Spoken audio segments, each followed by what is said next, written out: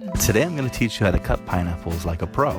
It keeps the most pineapple and also removes the black parts.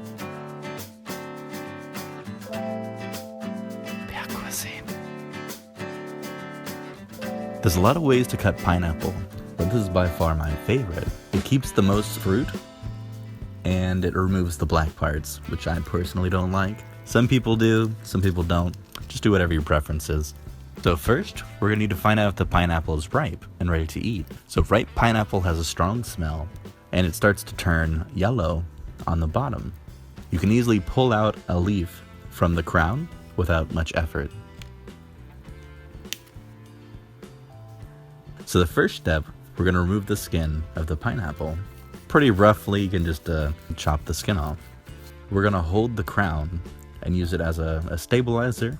You wanna make your cuts as thin as possible so that you save as much fruit as you can.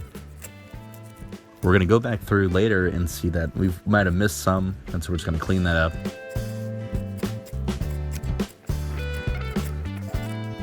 There are many eyes on the pineapple, and they kind of spiral around the fruit, but many of them are lined up, and we're gonna use that to our advantage here in a little bit.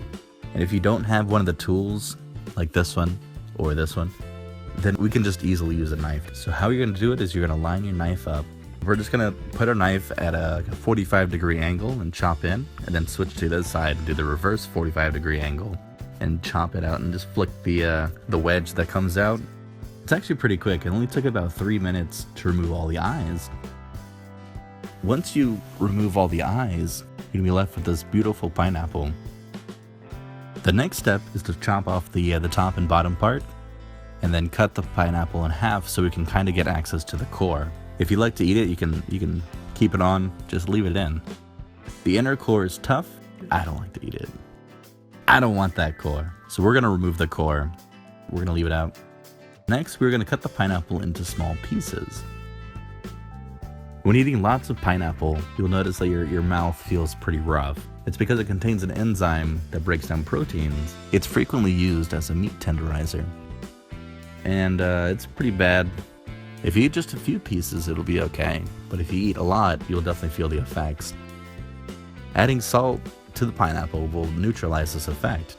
So it won't affect the flavor of the pineapple, but it will reduce the acidity and it won't burn your tongue. We also use these pineapples to make a pizza today.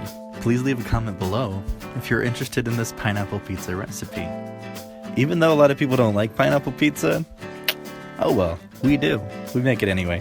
Best homemade pizza ever. That's it. Hope you enjoy cutting pineapple like a pro. Thank you for watching. Please like and subscribe.